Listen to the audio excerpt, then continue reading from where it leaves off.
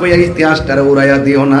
কুরবানি গোশত খাইবার লাগে আসে নাই, কুরবানি বড় ত্যাগের নাম রে বাবা, ত্যাগের নাম, উৎসর্গের নাম কুরবানি।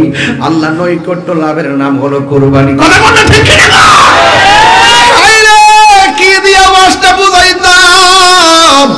সন্তান ডাক দিয়ে গে, আব্বা গো আমি আপনার একমাত্র পোলা, আমার চোখের বরাবর আপনার চোখটা পড়লে আমার গলার ছুরিটা গতি কমে যেতে পারে। ও বাবা, আপনি স্বপ্নে দেখছেন আমারে জবাই করছেন, যা দেখছেন আপনি তাই করেন। যদি পরীক্ষা দেখতে চান, এই দুনিয়ার জমিনে নবীগণ হলো মাসুম। কথাগণ ঠিক কিনা? নবীদের কোনো গুনাহ আছে? এত মাসুম নবীগণ, নবীগণের স্বপ্ন আল্লাহর পক্ষ থেকে ওয়াহী। ঠিক কিনা বলেন? নবীগণের স্বপ্ন আল্লাহর পক্ষ থেকে ওয়াহী। নবীগণ আল্লাহর পক্ষ থেকে আসমানি কিতাব প্রাপ্ত, যারা কিতাব পেয়েছেন তারা রাসূল হয়েছেন। কথাগণ ঠিক কিনা? এমন মর্যাদাবান নবীদেরকে আমার আল্লাহ বেশি ভালোবাসেন। কিন্তু আমার আল্লাহ যাকে ভালোবেসে নবী বানিয়েছেন, ওই নবীকে আমার আল্লাহ বেশি বেশি পরীক্ষা করেছেন। নবীদের মধ্যে এমন একজন নবী যার নাম হলো আইয়ুব আলাইহিস সালাম। জোরে কোন নামটা কি? আইয়ুব আলাইহিস সালাম। ওই আইয়ুব আলাইহিস সালামের গায়ের মধ্যে আমার আল্লাহ এত রোগ বিমার দিয়েছেন, হাত থেকে গোশতগুলা পচে পচে খুলে গিয়ে হাতটা কঙ্কাল হয়ে গেছে, হাড্ডি বেরিয়ে গেছে। পিঠের তল থেকে গোশতগুলা পচতে পচতে পিঠের হাড্ডিগুলা বেরিয়ে গেছে। যুবক, পায়ের গোছার আর রানের গোশতগুলা পচতে পচতে গোশতগুলো হাড্ডি থেকে আলাদা বিছাইয়া পড়ে গেছে। রহিমা ডাক দিয়ে কয়, স্বামী গো, ও স্বামী, আপনাকে আমি একটু মায়া করব। তিনি বললেন, ঠিক আছে তুমি আমারে মায়া করো। কিন্তু তিনি পিঠের মধ্যে ঠোঁট লাগায় একটা চুমা দিলেন। একটু দেরি হয়ে গেল। আইয়ুব আলাইহিস সালাম ডাক দিয়া বলে, রহিমা, ভালোবাসতে তো এত সময় লাগে না, তুমি আমাকে চুমা দেওয়ার বাহানা করে এত সময় কেন বিলম্ব করতেছো? রহিমা ডাক দিয়ে কয়, স্বামী গো, আপনি শুয়া থাকতে থাকতে অল বডিটা পচতে পচতে বিছানা একবার লাট হইয়া গেছি, আপনার পিঠের মধ্যে এত বড় গর্ত হইয়া গেছে। আমি আপনাকে চুমা দেওয়ার নাম কইরা আমার ঠোঁটটা আর জিহ্বাটা গর্তের ভিতরে ঢুকাইয়া দিলাম, আর কিরাগুলা বাইর করতে আমার দেরি হয়ে গেছে। যদি চুমার কথা না বলতাম, আপনি আমাকে এতক্ষণ এই পচা আর পোকামাকড়ের মাঝে ঠোঁট লাগাইয়া রাখতে দিতেন না। আরে ভালোবাসা কারক দাম্পত্য জীবন। আমার মা,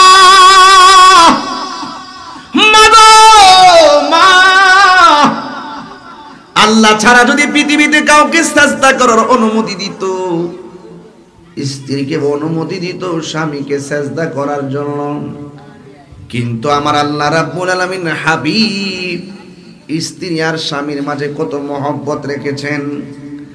এই জন্য সুন্নিরা আল্লাহ ছাড়া কাউকে সেজদা করে না। সেজদা পাওয়ার মালিক হলো একজন। জবানটা খুলে বলুন তিনি কে? আরো বড় করে বলুন তিনি কে?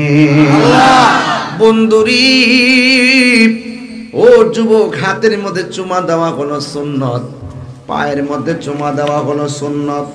আজকে যখন আমরা সুন্নতটা পালন করতে যাই, অনেকেই সুন্নতটাকে সেজদা বলে চালাইয়া দিয়া সমাজ থেকে নবীর সুন্নতকে রহিত করতে চাই। কথা বল ঠিক কিনা? কথা কি বুঝাতে পারতেছি? এই জন্য আমার যুবক, আকাশের দিকে তাকাই আমি শুরুতে ওয়াজ ঢুকে গেছি, একটার সময় ওয়াজটা ফিনিশিং দিয়ে দিব, কিন্তু ডানে বামে গিয়ে সময় নষ্ট করব না, ডাইরেক্ট বাস্তব কথা বলছি। ও বন্ধুরে, ও চান্দরা পাক দরবারের বাবা, আমি বলছিলাম রহিমার কথা মনে আসেনি রে বাজান? এই রহিমা এমন ভাবে চুমা দিয়ে টুটটা লাগাইয়া রাখছে, জিহ্বা দিয়া টাইনা টাইনা ওই পোকামাকড় গুলা বের করেছে। এই জন্য যারা স্বামীর খেদমত করবেন, আপনার জিন্দেগির শেষ জীবনটা রহিমার সঙ্গে হতে পারে কি পারে না?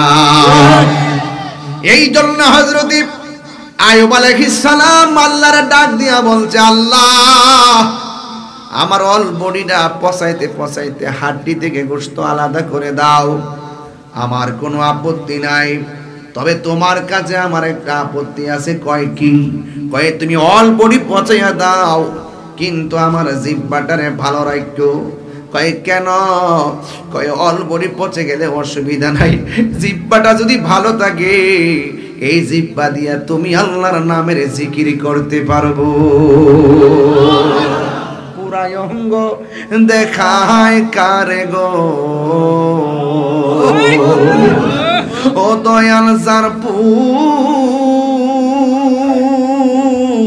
পুরা দেখে না,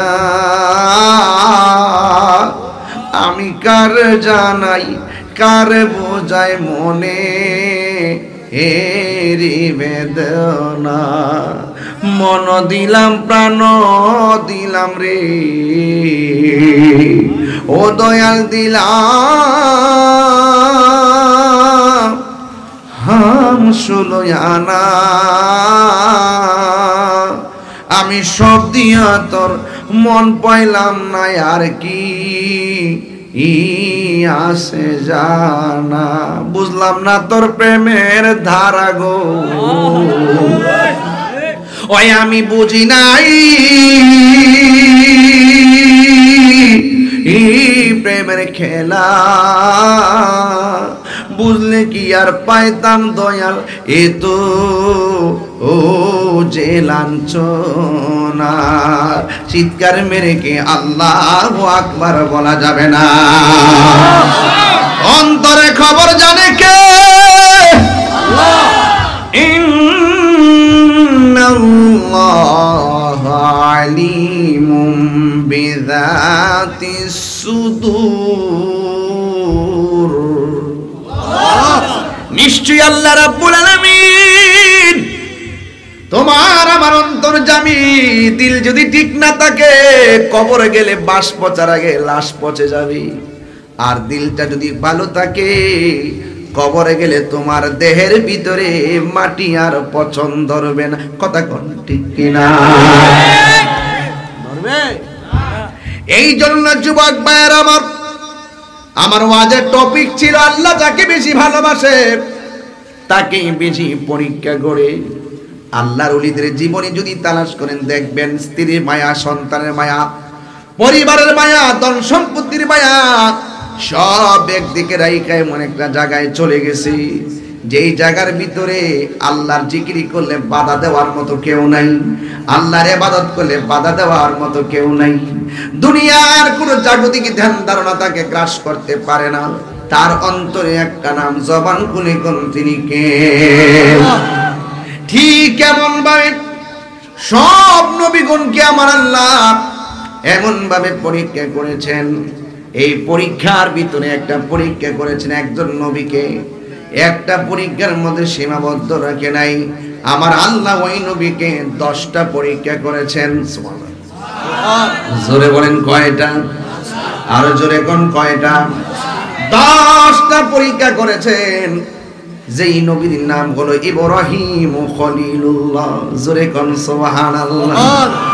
জোরে বলেন নামটা কি? ইব্রাহিম নামটা ছিল শুধুমাত্র ইব্রাহিম।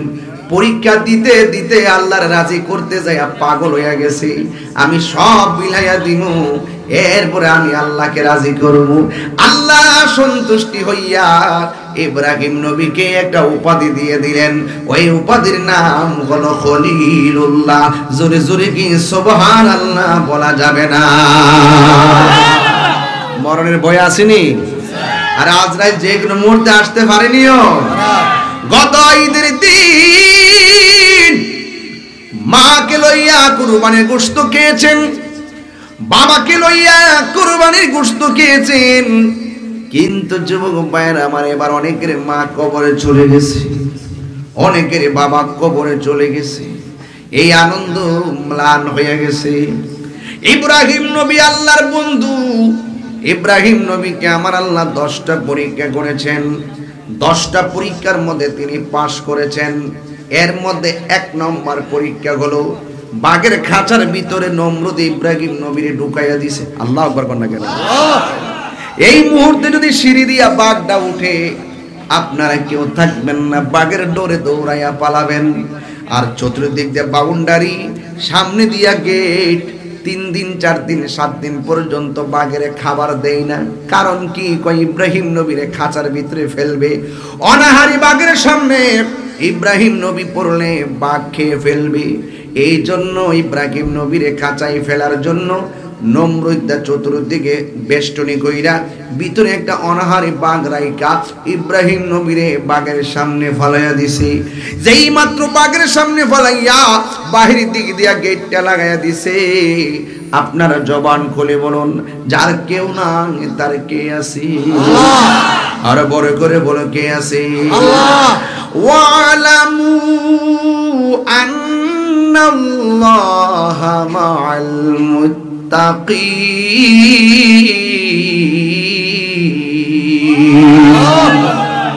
আল্লাহু ওয়ালিয়ুল্লাযীনা আমানু ইউখরিজুহুম মিনাজ যুলুমাতি ইলান নূর। কষ্ট হচ্ছে আপনাদের? আমি কিন্তু ওই 40 মিনিট কিন্তু ডানে বামে কথা বলে কাটাইতেছি না। আমি আকাশের দিকে তাকিয়ে মূল কথা বলতেছি, সামনে কোরবানি। এই মুহূর্তে যদি আপনাদেরকে কিছু কথা না বলি আমার হক আদায় হবে না। কথা কোন ঠিক না ঠিক? এই জন্য আমার যুবক ভাইরা কথাটা খেয়াল করবেন। আমার নবীকে প্রশ্ন করা হয়েছে, ইয়া রাসূলুল্লাহ, নবী গো, কোরবানি কি? আমার নবী, আপনার নবী বলেছেন কুরবানি হলো ইব্রাহিম নবীর সুন্নাত। কোন নবীর সুন্নাত? এই জন্য আমার নবী বলেছেন এই কুরবানিতে যারা পশু ক্রয় করবে, মোটা তাজা সুন্দর দেখে পশু ক্রয় করবে। কারণ হাসরের ময়দান যেদিন কায়েম হবে, যেদিন আমার আল্লাহ পুলসিরাতের উপরে, পুলসিরাতটা জাহান্নামের উপরে সাজাইব। চুলের চাইতে চিকন হবে, হীরার চাইতে দাঁড়ানো হবে। ওই পুলসিরাতের উপরে যখন, জাহান্নামের উপরে যখন পুলসিরাতটা থাকবে, মানুষ সেই দিন কুরবানির পশুর উপরে আরোহণ কইরা কইরা পুলসিরাত পার হয়ে যাবে। আপনারা তো সৌদি বাড়ির মানুষের দেখাবার লেগে গরু কিনেন, আমরা তো বুইয়া বাড়ির বেড়াইতে 3 লাখ টাকার গরু না কিনলে কি আমার কি মানুষে বড় লোক কইব? একটা ব্যবসা আছে না, শতকরা 100% ভিতরে এইটা কাজ করে। গরু আনলে এমন কই, বাবা আনছি রে, আছে কিনা? কালকে দেখলাম 1 কোটি টাকার গরু, গলার মধ্যে দুর্মোটা স্বর্ণের চেইন। চেইনের লোক এটা সম্পর্ক কি? চেইন কুরবানি দিব না? মানুষের দৃষ্টিভঙ্গি কোথায় চলে গেছে। লা ইয়ানালাল্লাহা লুহুমুহা ওয়ালা দিমাউহা ওয়ালাকিন ইয়ানালুহুত তাকওয়া মিনকুম। আল্লাহর কাছে কুরবানির গোশত পৌঁছে না, আল্লাহর কাছে কুরবানির পশুর রক্ত পৌঁছে না, আল্লাহর কাছে পৌঁছে বান্দার অন্তরে তাকওয়া। এই জন্য গরু কিনা মানুষকে দেখাইতে চাই না, আল্লাহকে রাজি করতে চাই। যদি কোন ঠিক কিনা? অনেকে গরুর শরীরে চামড়া রাখিয়া চামড়া বিক্রি করে ফেলা, এটা বিক্রি করা যাবে না। মনে থাকবে, কুরবানির গোশতের পশুর খুর আছে না, খুর শিং, এইগুলো মিজানের পাল্লার বাটকারা হয়ে যাবে। এই জন্য পশুটার মায়া কেনা। আবার অনেক সময় গোশত, কুরবানি গোশত, এই কুরবানির পশু কেনার পরে গোশত মাপে হারে কম হয়েছে রে, এই আফসোস করবেন না, এই আফসোস করবেন না। মনে থাকবে ইনশাআল্লাহ। একটু পরে বলবো, কিছু লোক আছে সমাজের সাইজ করু, আগে ওয়াশটা একটা গুছায় ফালাইলে জায়গা মতো পাপ না হামো। কুরবানির গোশত জবকেরা হে অর্ধেকটা নিয়ে ফ্রিজ ভিতরে হামদায় দেয়। হাত দিল তো, হাত দিল তো, ঠিক না? আল্লাহু আকবার, ইয়া রাসূলুল্লাহ, ইয়া রাসূলুল্লাহ,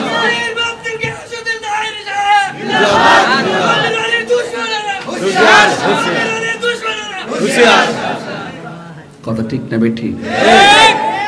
আবার কি তা করে জানেননি, গরুর গোশত সুন্দর করে খা, গরিবে ভাই তাই বার আগে গরু গোশত খাইয়া সাদা একটা লুঙ্গি পরে ফ্যাটটা বাইর করে গামছাটা কোমর মধ্যে গামছাটা বাইন্দা হে সড়ক দিয়ে আড়ে অত হিলেল দিল এক তারা খাই কাট না খাইয়া বইলা লাই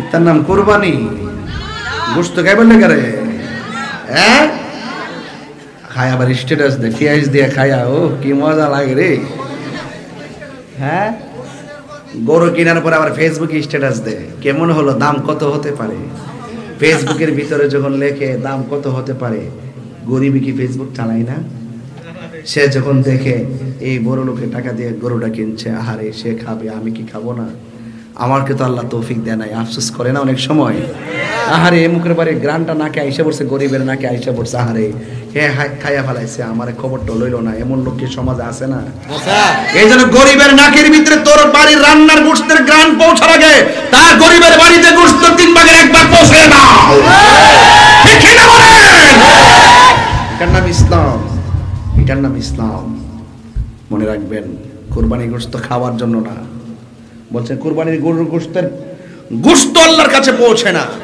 রক্ত আল্লাহর কাছে পৌঁছে না পৌঁছে বান্দার অন্তরে তাকওয়া অন্তরের খবর কেউ জানে না একজন জানে জবান খুলে কোন তিনি কে আল্লাহ আমার কথা অনেকের কষ্ট হইতে পারে না এটা বাস্তব এও আবার গরিব যখন নিতে হয় দেখবেন হাড্ডিডি গুড়া গুড়া হাড্ডিডি এমনি বাগা কইরা কইরা করে তৈরি হয় এই 10-15 জন দিয়ে শেষ হয়েছে কতখানি আইছো ওরে বাটপা সব যে নিয়ে আছে ডোয়াইলেছে ফ্রিজের ভিতরে হে কয়েকজনে দিয়ে কতখানি আইছো আগে আলি না কিনলে গিয়া আগে বিলে আলি না কিনলে গিয়া এরকম লোক সমাজ আছে না নাই আরো যারা আছে না না বিচার হবে কর্ম অনুসারে বিচার হবে কর্ম অনুসারে কঠিন হাসরে বিচার হবে কর্ম অনুসারে ঠিক না রে বাবা আমার যুবক ভাইরা এবার ইব্রাহিম নবীর এই বাগের খাঁচার সামনে ঢুকাইলো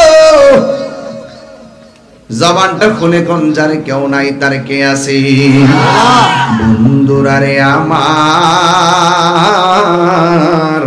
ও আমার চান্দরা পাক দরবারের বাবারা ও সরাইল বিজয়নগরের বন্ধু ও আমার মাধবপুরের বাবারা এবার ইব্রাহিম নবী যখন ভিতরে প্রবেশ করলো ইব্রাহিম নবী আল্লাহর ডাক দেখে আল্লাহ হয়তো পাগে আমার খাইয়া ফলাইতে পারে আমার নসিবে যদি খানা লেখা থাকে আমি আর বাঁচতে পারবো না ও আল্লাহ তোমার কাছে ফরিয়াদ করি আমার যদি মরণ দিবা জেলখানার ভিতরে আমি নামাজে দাঁড়ায় গেলাম আমারে মরণ দিনে নামাজরত অবস্থায় আমারে মরণ দিও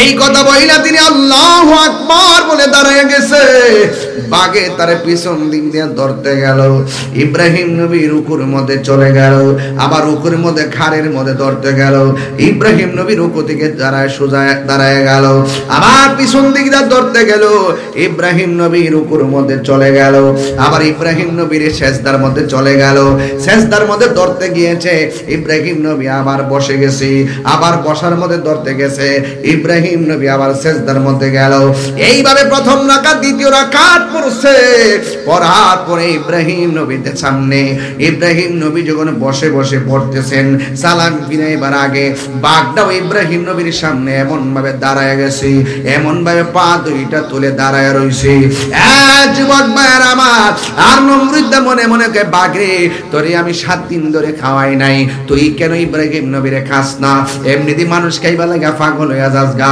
বাঘের চোখটা আর পেরাসা এমন ভাষা আইছে মনে কইতাছে বাদি যা তোরা পরে খবর পেলাম জালা জুরাহে না আর ইব্রাহিম নবী ওই ইব্রাহিম নবী যখন তিনি নামাজটা সালামটি ফিরাইছে দুইটা হাত আল্লাহর কাছে বাড়ায়া দিছি আর বাগে ইব্রাহিম নবীরে খায় না কেন নমরুদ দেখো খাস্তা কি লেগে বাগে চেহারাটা স্কাইপ কইরাছা মনে হয় যেন তুই আয়া ঢুকে দেখ খাই না কি লেখতা করে দেখ ছায়া দিস। ইব্রাহিম নবী যখন দুইটা হাত বাড়ায় দিছে নমরুদ তাকায়া দেখতেছে ইব্রাহিম নবীর সেজদা দেওয়ার সময় কপালের মধ্যে মাটি লাগছিল। নমরুদ ছায়া দেখতেছে বাগে ইব্রাহিম নবীর কামড় না দিয়া বাগের জিহ্বা দিয়া ইব্রাহিম নবীর কপালের দোলা বালি গোনা চাটিয়া মুছিয়া দিতেছি। আর জোরে জোরে কোন সুবহানাল্লাহ। যার কেউ নাই তার কে আছে? আল্লাহকে আমি সব দিক দিয়ে তোর পরীক্ষা করব, শুধুমাত্র আমি আল্লাহর উপরে ভরসা রাখ। আমি আল্লাহর উপরে যারা ভরসা করে ভয় করে, আমি আল্লাহকে ভয় করে যারা ইবাদত করে, আমি আল্লাহ তাদেরকে একটা জান্নাত দিতাম না, আমি আল্লাহ তাদেরকে দুইটা জান্নাত দিব। আমার আল্লাহ রাব্বুল আলামিন কোরআনের মধ্যে বলে দিয়েছেন ওয়ালিমান খাফা মাকামা রাব্বিহি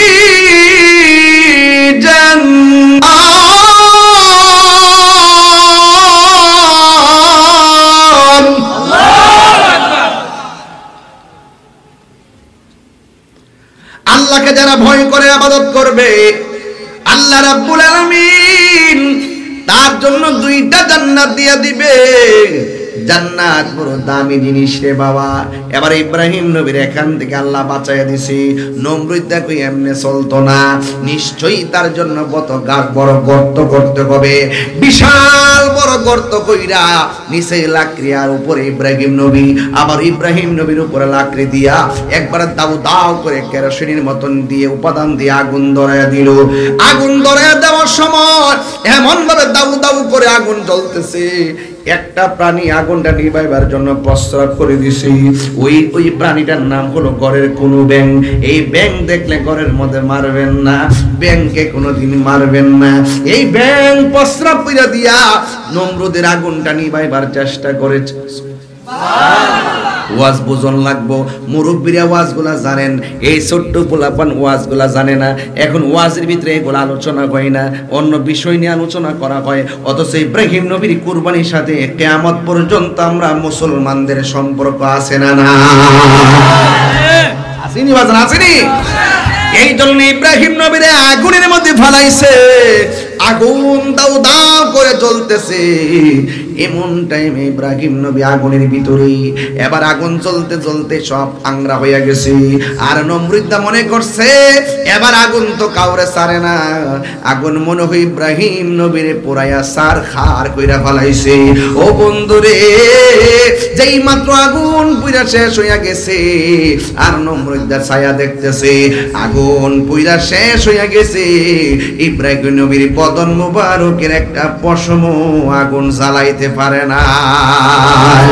যারে মাটিও খায় না, জমিও সয় না গো, প্রেমিকে যে জনা, জোরে কি সুবহানাল্লাহ বলা যাবে না? এ বন্ধুরি, ও আমার যুবক ভাইয়েরা, ইব্রাহিম নবীর দুইটা পরীক্ষা গেল। 3 নম্বর পরীক্ষা, ওনার সন্তান নাই। একটা স্ত্রীর নাম হলো সারা, সারার ঘরে সন্তান নাই। আর একটা স্ত্রীর নাম হলো হাজেরা, হাজেরার ঘরে সন্তান নাই। একদিন আমার আল্লাহকে ডাক দিয়া কয়, সবাই জবান করলে কোন সন্তান দেওয়ার মালিক কে? আল্লাহ।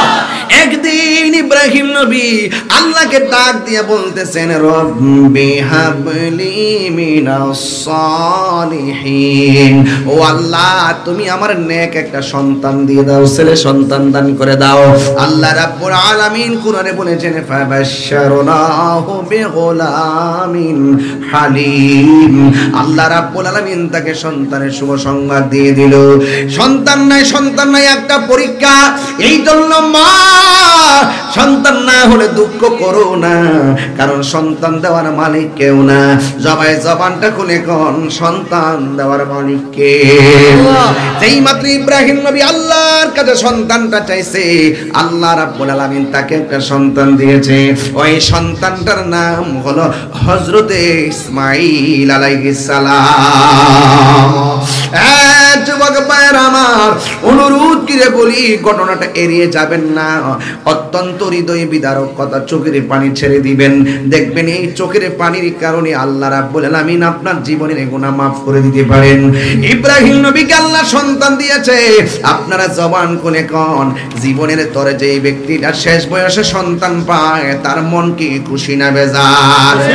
12 বছর পর 13 বছর পর একটা সংসারে যখন সন্তানের প্রদীপ জ্বলে, সন্তানের মা খুশি, বাবা খুশি, দাদা খুশি, দাদি খুশি, নানা খুশি, নানি। ইব্রাহিম নবীর সন্তানটা দিছে, হাজেরাও খুশি, ইব্রাহিম নবীও খুশি। হঠাৎ করে আমার আল্লাহ ইসমাঈল আলাইহিস সালাম ছোটবেলা থাকতে আল্লাহ ডাক দিয়ে কয়, ইব্রাহিম ঘরের মধ্যে সন্তান নিয়ে বসে থেকো না, এমন একটা জায়গায় তোমার সন্তানকে নিয়ে চলে যাও যেই জায়গার মধ্যে গাছপালা নাই, যেই জায়গার মধ্যে পশু পাখি নাই, যেই জায়গার মধ্যে কোনো বসবাসের মানুষ নাই, এমন একটা ধুধুময় বালুকাময় প্রান্তর নীরব জায়গায় চলে যাও, জনমানবহীন শূন্য জায়গায় সন্তান আর তোমার পরিবার নিয়ে চলে যাও। আপনারা জবান খুলে কোন, হুকুম দিয়েছেন কে? আল্লাহ। ইব্রাহিম মনে মনে এই কথা ভাবে না, আমার একমাত্র আদরের সন্তান রুদ্রে নিয়ে আমি রাখবো কই, আমার সন্তানটা এমন একটা জায়গায় নিব, মানুষ থাকবে না, আমি খাওয়াবো কি? কিন্তু আল্লাহকে সন্তুষ্ট করার জন্য স্ত্রীকে ডাক দিয়ে কে, হাজেরা গো, আমার সন্তান নিয়ে মোর বনভূমি জনমানবহীন শূন্য জায়গায় দুধু বালকাময় প্রান্তর আমাকে একটা চলে যেতে হবে, যেখানে মানুষ নাই, পশু পাখি নাই, কেউ নাই। শুকনা কিছু খাবার নিল, মস্কের ভিতরে পানি নিল, রাজি করবে একজনকে, তিনি বলেন আমার রব। ওই আল্লাহকে রাজি করার জন্য সন্তানের স্ত্রী নিয়ে বের হয়ে গেল। এবার বের হওয়ার পরে এমন একটা জায়গার মধ্যে গেল, ডানে কোনো মানুষ নাই, বামে কোনো মানুষ নাই, সামনে কোনো গাছ নাই, পালা নাই, পানি নাই, কোনো কিছু নাই, একদম মানুষের কোনো আনাগোনা নাই, এমন একটা নীরব জায়গার মধ্যে চলে গিয়েছে। হঠাৎ করে ইব্রাহিম নবী হাজেরাকে ডাক দিয়া বলে, হাজেরা একটা কাজ করো, তোমার সন্তান নিয়ে তুমি এখানে থাকো, আমাকে এখান থেকে চলে যেতে হবে। হাজেরা ডাক দিয়ে কই, স্বামী ডানে কোনো মানুষ নাই, বামে কোনো মানুষ নাই, সামনে কোনো মানুষ নাই, পিছনে কোনো মানুষ নাই, আমার একমাত্র সন্তান, আপনি আমাকে রেখে যাবেন কোথায়? কয় তোমাকে এখানে থাকতে হবে। কয় খাবার নাই, কিছু নাই, পানি থাকবে 2-4 দিনের পরে পানি পাবো কোথায়? শুকনা খাবার শেষ হয়ে যাবে 3-4 দিন পরে, খাবার পাবো কোথায়? আপনি আমাকে রেখে চলে যাচ্ছেন? হাজেরা তোমাকে এখানে থাকতে হবে, আমাকে অবশ্যই চলে যেতে হবে। হাজেরা বলেন, স্বামী গো, আপনি কি একা একা মনে মনে সিদ্ধান্ত করে চলে যাচ্ছেন, নাকি আল্লাহর অনুমতিতে চলে যাচ্ছেন? ইব্রাহিম নবী ডাক দিয়ে, হাজেরা যে আল্লাহ সন্তান দিয়েছে ওই আল্লাহ ঘর থেকে বের করেছে, তোমাকে এখানে রেখে যেতে হবে, আমাকে কেউ হুকুম করে নাই, আমাকে হুকুম করেছেন একজন, জবান খুলে বলুন তিনি কে? এবার হাজেরার রিঅ্যাকশনটা কি দেখেন। আমার দেশের মা বোনেরা বলতো আল্লাহ বলছে, কিন্তু অসুবিধা নাই, আপনি আমাকে রেখে গেলে আমি খাবো কোথায়? কিন্তু হাজেরার তো প্রেম ভিন্ন। হাজেরা ডাক দিয়ে কয়, স্বামী গো, ও আল্লাহর পয়গাম্বর, আপনি আমাকে রেখে চলে যাবেন, আল্লাহ যদি আপনাকে অর্ডার করে থাকে আপনি চলে যান। আমি হাজেরার বিশ্বাস হলো, আমার কাছে খাবার না থাকতে পারে, আল্লাহ অনুমতি দিলে আপনি চলে যান, আমি বিশ্বাস করি আপনি চলে গেলেও আমার আল্লাহ আমাকে, আমার সন্তানকে না খাওয়ায়া মারবে না। আল্লাহ আকবার বলে কেন? এই যুবক, কি দিয়ে আওয়াজ বুঝাবো? যার কেউ নাই তার কে আছে? এবার ইব্রাহিম নবী চলে গেছে, 2-3 দিন পরে মস্কের পানি শুকায় গেছে, শুকনা খাবার শেষ হয়ে গেছে, স্তনের দুধ শুকায় গেছে, সন্তানটা পানি পানি করে দুধ করে কান্না করে, কিন্তু হাজারা স্তনের মধ্যে কোনো দুধ নাই। শেষ পর্যন্ত সতে হইল তো মা, সন্তানের কান্না মায়ের সহ্য হয় না। জীবনে এত বছর হয়েছে, 41-42 বছর হয়ে গেছে, কোনোদিন শুনলাম না মা বলছে আমার পেটের ক্ষুধা লাগছে, কোনোদিন শুনলাম না মা বলছে আমার ক্ষুধা লাগছে। হাজারা ক্ষুধা লাগলেও সন্তানকে খাওয়াইবার জন্য বেকার হয়ে গেল, স্তনের দুধ শুকাইয়া গেল। শেষ পর্যন্ত সন্তান মুখের ভিতরে হাজারার জিহ্বাটা ঢুকাইয়া দিছি, কিন্তু জিহ্বাটা গরমের তাপে আরো শুকাইয়া গেছে। এবার হাজারা সন্তানের পানির জন্য ডানে তাকায় বামে তাকায়, হঠাৎ করে তাকাইয়া দেখে একটা পাহাড় দেখা যায়। ওই পাহাড়ের নাম হলো সফা পাহাড়। এখনো মদিনার মধ্যে মক্কায় হজ করতে গেছে। ওই মক্কা মদিনায় যারা গিয়েছে, ওই সাফা মারওয়ার ভিতর অনেক মানুষ আছে। এক যুবকের দল ওই সাফা পাহাড়টা যখন দেখতেছেন ঝর্ণার পানি উতলাইতেছে। যত শত কথা হোক, সন্তান পানির জন্য কান্দে, ঝর্ণার পানি উতলাইতেছে, আর তিনি বসে থাকে নাই। সন্তানটারে মরুভূমির বাড়ির মধ্যে শোয়াইয়া হাজার একটা দৌড় মারছে সাফা পাহাড়ে। যাইয়া দেখতেছেন ঝর্ণার পানি উতলাইতেছে। কাছে যাইয়া দেখছে আসলে পানি না, ওই দুই রৌদ্রের তাপের কারণে ধুলাবালি গুলা চিকচিক করে। হযরতে হাজারা মনে করছে পানি উতলাইতেছে। যাইয়া দেখে বালুর রাশিকণা দেখা যায়, কোনো পানি নাই। মা সামনে তাকাইয়া দেখে আর একটা পাহাড় দেখা যায়। ওই পাহাড়ের নাম হলো মারওয়া পাহাড়। আর একটা দৌড় মারছে মারওয়া পাহাড়ে, পানি চিকচিক করতেছে। কিন্তু সেখানে যাইয়া দেখে বালুকানাগুলো চিকচিক করে, পানি নাই। একটা দৌড় মারছে মারওয়া, ওখান থেকে আর একটা দৌড় মারছে সফা, এখান থেকে আর একটা দৌড় মারছে মারওয়া, ওখান থেকে আর একটা দৌড় মারছে সফা। এমন ভাবে সফা মারওয়া পাহাড় গুলোর ভিতরে 7 বার দৌড় দিয়েছে হযরতে হাজেরা। এমন ভাবে দৌড় দিয়েছে, এই পৃথিবীর মধ্যে খানায় কাবা যেমন একটা নিদর্শন, উহুদ পাহাড় যেমন একটা নিদর্শন, কোরআনের ভিতরে আমার আল্লাহ সফা পাহাড় আর মারওয়া পাহাড়কে আল্লাহর কুদরতি নিদর্শন বলেছেন। আল্লাহ রাব্বুল আলামিন কোরআনে বলে দিয়েছেন, ইন্নাস সফা ওয়াল মারওয়াতা মিন শাআইরিল্লাহ।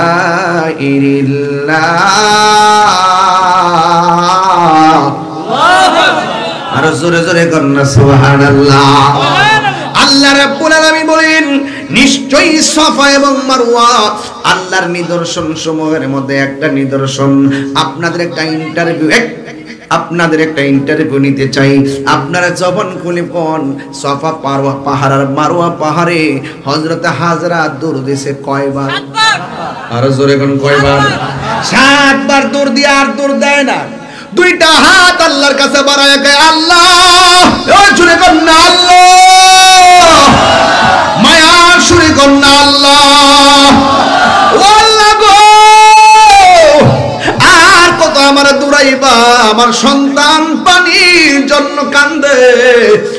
আল্লাহ ডাক দিয়া বলে, জিবরাইল যা যা হাজারার কানের কাছে তোর মুখটা লাগায় কর, হাজারার দোয়া কবুল হয়ে গেছে। হাজার একটা দৌড় মারছে সন্তানের কাছে, যায়া দেখতেছে ইসমাইল আলাইহিস সালাম পাটা লড়াইতাছে। ওই পায়ের গোছার গুড়া দিয়া মাটির নিচ থেকে আমার আল্লাহ ঝর্ণার পানি বের করে দিয়েছে। হাজার ডান দিকে বান্দে পানি থাম, পানি বাম দিকে যায়, বাম দিকে বান্দে পানি সামনে যায়, সামনে বান্দে পানি পিছনে যায়। শেষ পর্যন্ত হাজারা পানিকে বলছে পানি থাম, যেই মাত্র বলছে পানি থাম, আর দেরি নয়, পানিটা থেমে গেছে। ওই দিন যদি হাজারা পানিকে থাম না বলতো, আমার আল্লাহ রাব্বুল আলামিন সারাটা পৃথিবী জমজমের পানি দিয়া বাসায় দিত। এই জন্য ডাবের পানি, টিউবওয়েলের পানি, ওই যত পানি বলেন সব পানিগুলো দাঁড়ায়া পান করা হারাম, আর জমজমের পানি পান করা দাঁড়ায়া পান করা সুন্নত। কথা কোন ঠিক কিনা? বিজ্ঞান প্রমাণ করেছে এই পৃথিবীর মধ্যে যত পানি আছে, সব পানির মধ্যে সবচেয়ে সুস্বাদু এবং উপকারী পানি হলো জমজমের পানি। আর একটা পানি আছে, পানির নাম হলো বীরে শেফার পানি। আমার নবী মদিনা থেকে বদর প্রান্তরে যাওয়ার পথে আর একটা কূপ পড়ে, ওই কূপের পাশে নবী সাহাবায়ে কেরাম নিয়ে বসছিলেন। সাহাবায়ে কেরাম বলে, ইয়া রাসূলুল্লাহ, নবী গো, ও মায়ার নবীজি, আমার বড় তৃষ্ণা লেগেছে। এবার সাহাবায়ে কেরামকে আল্লাহর হাবিব বলেন, এই কূপের থেকে পানি পান করে পান করো, পানি তুইলা পানি পান করো। যেই মাত্র পানি পান করতে গেছে, সাহাবায়ে কেরাম কয়, নবী গো, এই পানি তো বড় লবণাক্ত লাগে, মনে হয় যেন কে যেন বিষ মিশাইয়া রাখছে, এই পানি বড় দুর্গন্ধ লাগে। আল্লাহর হাবিব ওই পানির মধ্যে নিজের থুতু মুবারকটা দিয়েছে, আর সাহাবায়ে কেরামকে বললেন, সাহাবীরা, এবার তোমরা পানি পান করো। নবীর থুতু মুবারক দেওয়ার কারণে ওই পানির লবণাক্ত পানি সুস্বাদু হয়ে গেছে। আমি যখন উমরার মধ্যে গেলাম, ছোট ড্রাম দিয়ে বইরা ওই কূপের পানি নিয়ে আসছি। ওই কূপের নাম বীরে শেফার পানি। এই পৃথিবীর মধ্যে প্রথম নম্বর পানি হলো জমজমের পানি, আর সব দ্বিতীয় নম্বর পানির নাম হলো বীরে শেফার পানি। আমি এই পানিও পান করছি, মুখ ধৌত করেছি, কণ্ঠনালীর মধ্যে পানি দিয়ে মেসেজ করেছি। যখন মক্কা সাফা মারওয়া পাহাড় দুইরা যখন মুখের মধ্যে পানি দিয়েছি, গলার মধ্যে পানি দিয়েছি, পানি দেওয়ার পরে বারবার আল্লাহর হাবিবকে বলছি, নবী গো, আমি বাংলার জমিনে আপনার একটা ক্যানভাসার। ও মায়ার নবী গো, তুমি প্রেম শিখায়া কোথায় লোকাইলা বলো, গো তুমি প্রেম শিখায়া কোথায় লোকাইলা, কেমনে যাব মদিনাতে, কেমনে আতে সেই পতামাই বলো না, তুমি প্রেম শিখায়া কোথায় লোকাইলা বলো।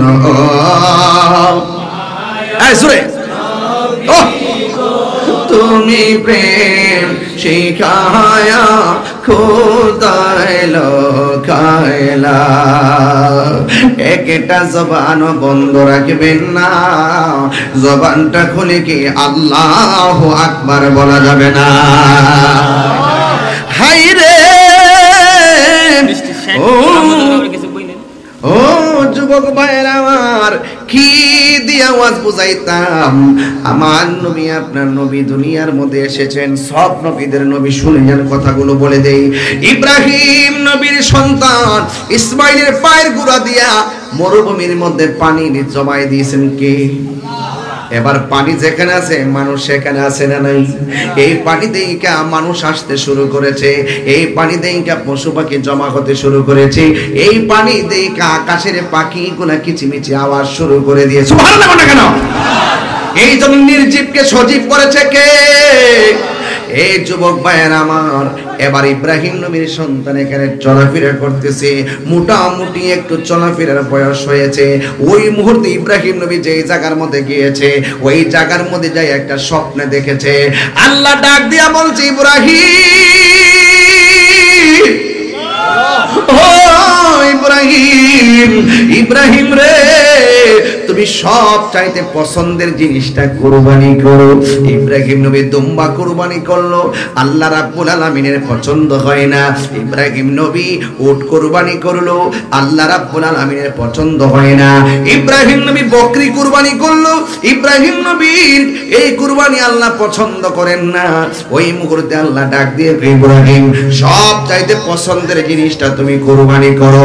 এই দিক দিয়ে ইব্রাহিম নবী মনে মনে চিন্তা করে, আমি যদিও পশু কুরবানি করতেছি, এই মুহূর্তে আমার কাছে সব চাইতে আদরের কলিজার টুকরার নাম হলো ইসমাইল আলাইহিস সালাম। আল্লাহকে রাজি করতে যাই যদি ইসমাইলকে কুরবানি দিতে হয়, আমি ইসমাইল রে কুরবানি দিয়া আমার আল্লাহকে রাজি খুশি করব। জোরে জোরে কি সুবহানাল্লাহ বলা যাবে না? কিন্তু ইব্রাহিম নবী তো অনেক দূরে। হাজেরা কুলি পিটি কইরা ইসমাইলকে মানুষ করতেছে।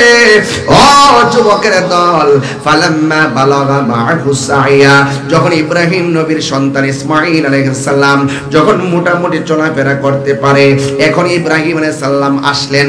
হাজেরাকে যদি বলে, এ হাজেরা আমি তোমার শরীরে জবা করতাম চাই, তুমি কি কো? যত কথাই হোক মা কি রাজি হইব?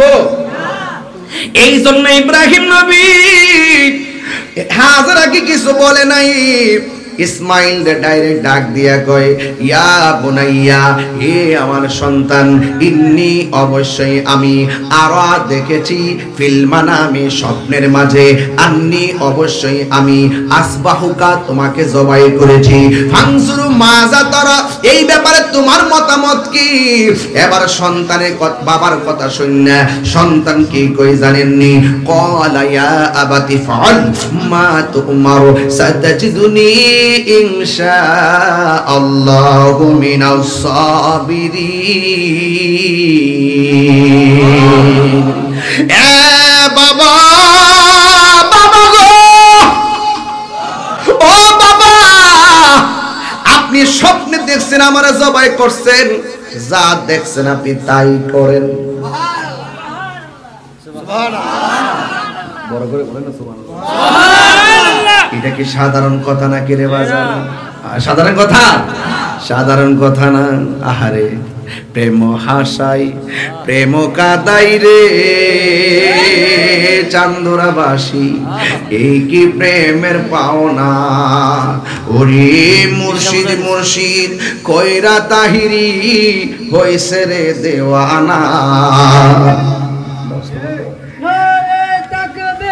আল্লাহু আকবার, নারে রিসালাত, ইয়া রাসূলুল্লাহ, কিসমুদ্দিন আনামান, শুভেচ্ছা স্বাগতম, মুর্শিদ কামাল রহমান, শুভেচ্ছা স্বাগতম, এই নবীর পক্ষ থেকে লাল গোলাপ শুভেচ্ছা, আমাদের বুজুর্গ নবীর পক্ষ থেকে লাল গোলাপ শুভেচ্ছা, নারে তাকবীর, আল্লাহু আকবার। শুকর আলহামদুলিল্লাহ। আলহামদুলিল্লাহ। দরবারের পিসা বুজুর্গ আল্লামা পীর মুফতি মাহমুদুল হাসান আল আমিন আল আজিজি সাহেব আমাদের মাঝে এসেছেন, সকলে বলে আলহামদুলিল্লাহ। আপনারা কি খুশি না বেজার? আরো জোরে খুশি না বেজার? আলহামদুলিল্লাহ। আমি যত মাহফিল এখানে এসেছি, কিন্তু আপনাদের ধৈর্য আর মনোযোগ দেখে আমি আশ্চর্য হয়েছি। শুরু থেকে আপনাদের যে মনোযোগ দেখলাম, ওয়াজের প্রতি যে দরদ দেখলাম, দেখে খুব অভিভূত হয়েছে। আলহামদুলিল্লাহ বলে দিলেন। এটা কন্যা আমার সাথে কষ্টই আপনাদের? প্রেম চাই না মানবী মান রে দয়াল, চাই না সোনা দানা। ওরে মুর্শিদ মুর্শিদ কয়রা তাহিরি হইছে রে দেওয়ানা। সবাই প্রেম করিয়া প্রেমিক মরে রে দয়াল, প্রেম তো মরে না। প্রেম করিয়া প্রেমিক মরে রে দয়াল, প্রেম তো মরে না। জোরে জোরে কি আল্লাহু আকবার বলা যাবে না?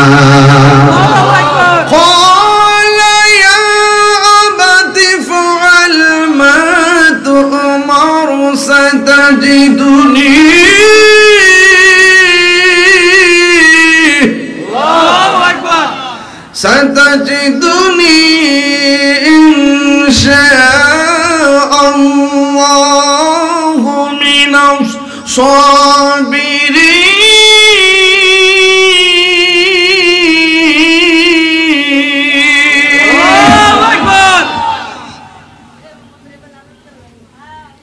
কেডা কইছে ফুলাফান কোরআন হাদিস বুঝে না, সব নীরব। তেলাওয়াত করলে কি খারাপ লাগে?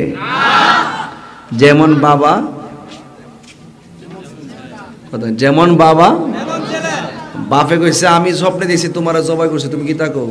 আমরা দেশে ফুলাফান কি তাকো লইলে আব্বা ঠিক আছে দেখছে, ঠিক আছে সোয়াল ইনশাল্লাহ। হ্যাঁ, বাপে ঘুমাই তারপরে সোয়াল উঠে গেলে 3 গ্রাম পারি।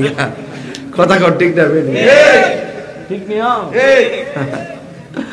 ভাগ্য দিলে কইলে কইলে আব্বা ঠিক আছে অসুবিধা নাই, রাত্রে ঘুমাইলে সকালবেলা ওইটা সঙ্গে গোসল টোসল করে এবারে দিই মনে। হ্যাঁ, আর সকালবেলা বাপু উঠে দেখলে হ্যাঁ 3 গ্রাম পারি আর 14 গ্রাম গেছে কথা কোন ঠিক না বেটি আর এই ফোলা কি দেখছে কয় ক্বালা ইয়া আবাতি ফাআল মা তুমার বাবা যা দেখেছেন তাই করেন সাতাজিদিনিও শীঘ্রই আমাকে পাবেন ধৈর্যশীলদের অন্তর্ভুক্ত বাবাও রাজি ছেলেও রাজি একজনের জন্য তিনি কে আল্লাহ আর বড় তিনি কে আল্লাহ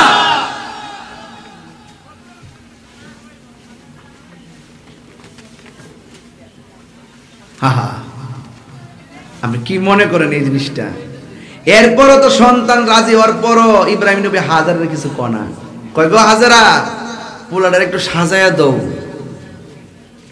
একটা দাওয়াত খাইতাম যাবো হ্যাঁ সুন্দর করে সাজায়া দিছে এরপর রাস্তা দিয়ে রওনা হয়েছে ইসমাইল আলাইহিস সালাম রাজি হয়ে গেল বাবা সন্তান নিয়ে রওনা হয়ে গেছে কিন্তু রাস্তার ভিতরে শয়তান ইসমাইল আলাইহিস সালামের কাছে এসে কুমন্ত্রণা দেওয়ার চেষ্টা করতেছে আসলে নবীদেরকে কি শয়তানে কিছু করতে পারে নাকি ইসমাইল আলাইহিস সালামরে শয়তান ডাক দিয়ে ইসমাইল তুমি ঘর থেকে বের হয়েছো তোমার বাবা তোমাকে জবাই করে ফেলবে ইসমাইল আলাইহিস সালাম হাতের মধ্যে কঙ্কর নিয়ে একবার দুইবার তিনবার চারবার পাঁচবার ছয়বার সাতবার কঙ্কর মারছে যেই মাত্র কঙ্কর মেরে দিয়েছে এখনো হাজিরা যাইয়া সেখানে কঙ্কর মারতে হয় কথা কোন ঠিক কিনা আসেনি রে বাবা আসেনি এবার ইব্রাহিম নবী তার সন্তানটারে লইয়া মিনার প্রান্তরে গেছে যেখানে এখনো হাজিরা যাইয়া দমদম লাগে ওই জায়গার মধ্যে সন্তানকে ডাক দিয়ে কয় বাবা আমরা জায়গা মতো চলে এসেছি তুমি রাজি আছোনি কয় বাবা আমি রাজি আছি কয় সুন্দর করে শুয়ে যাও সন্তান ডাক দিয়ে কয় বাবা আমাকে সুন্দর করে শুয়ে জবাই করবেন কিন্তু আমি তো আপনার একমাত্র পোলা আপনি আমার গলার মধ্যে যখন ছুরিটা চালাইবেন আপনি যখন আমার গলার মধ্যে ছুরিটা চালাইবেন আপনার চোখটা যখন আমার চোখের দিকে পড়বে আপনার একটু মায়া লাগতে পারে মায়া লাগলে ছুরিটা একটু গতি কমে যাইতে পারে ও বাবা গো ও বাবা আপনি আমার চোখের মধ্যে বাঁধন দিয়ে দেন আপনি আমার চোখের মধ্যে বাঁধন দিয়া দেন রে পোলাপান ইতিহাসটা ঘটনা না এই ঘটনা কইয়া ইতিহাসটারে উড়াইয়া দিও না কুরবানি গোশত খাইবার লাগে আসে নাই কুরবানির বড় ত্যাগের নাম রে বাবা ত্যাগের নাম উৎসর্গের নাম কুরবানি আল্লাহ নৈকট্য লাভের নাম হলো কুরবানি কথা কথা ঠিক না আইরে কি দিয়া ওয়াজটা বুঝাইতাম সন্তান ডাক দিয়া গে আব্বা গো আমি আপনার একমাত্র পোলা আমার চোখের বরাবর আপনার চোখটা পড়লে আমার গলার শরীরটা গতি কমে যেতে পারে আপনি আমার চোখটা বাইন্দা দেন যেন আমার চোখের দিকে আপনার চোখটা না পড়ে চোখ দুইটা বাইন্দা দিছে সন্তান ডাক দিয়ে কি বাবা আপনি আমার গলার মধ্যে ছুরি চালাইলে সত হইলে তো আমারটা জীবন আছে জীবনটা যাওয়ার সময় আমার মনের অজান্তে আমার হাত পা গুলা লড়াচড়া করতে পারে আপনি আমার হাত দুইটা বাইন্দা দেন যেন আপনার ছুরি চালাইতে অসুবিধা না হয় পা দুইটা বাইন্দা দেন যেন ছুরি চালাইতে অসুবিধা না হয় এবার হাত বানলো পা বানলো চোখ দুইটা বানলো আসমানটা যেন থরথর করে কাঁপতাছে কথা কোন ঠিক কিনা হায়রে ও আমার যুবক আমি কিন্তু আগেই বলছি আল্লাহ তারে বেশি ভালোবাসে তারে পরীক্ষা করে কথা কোন ঠিক কিনা হাত বাঁধছে পা বাঁধছে চোখের মধ্যে বান দিয়ে ফালাম্মা আসলামা ওয়া তাল্লাহু লিল জাবিন